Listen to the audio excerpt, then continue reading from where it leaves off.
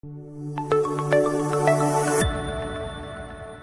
was a young boy living in Yerushalayim whose mother asked him to go buy some fruits at the fruit store. He goes shopping, he doesn't have much money on him. He comes into the fruit store, he's looking around, and then he spots the cherries. Oh, does he want those cherries? They look so delicious. But he looks at the price, and there's no way that he could afford those cherries. He doesn't have money for that.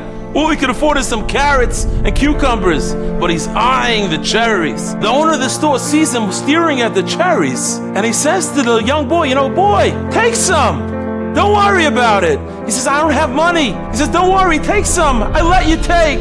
And the boy looks away, and he says, nah, it's okay.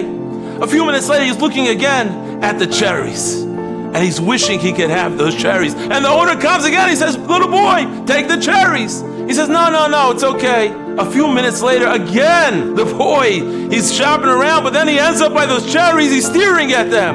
And this time, the owner comes over, and he takes his hands, and he grabs a bunch of cherries. He puts in the bag, and he says, here, take it, go home. The boy takes the cherries. He runs home to his mother, and he tells, Ma, let me tell you what happened. And he tells her over the whole story. And his mother looks at him and he says, Yankee, I don't understand. Why didn't you listen to the man the first time when he told you, take some cherries yourself? He says, Ma, don't you know? I have small fingers. I'm only 7 years old. How many cherries would I get already? But the man has big hands. When he gave me cherries, oh, I got so many cherries. I knew I'd get so much more from him. Said Rav Meilech Biderman, Ribbon Shalom has big hands. Poiseach es yodecho umasbia l'chol chai rotzoin.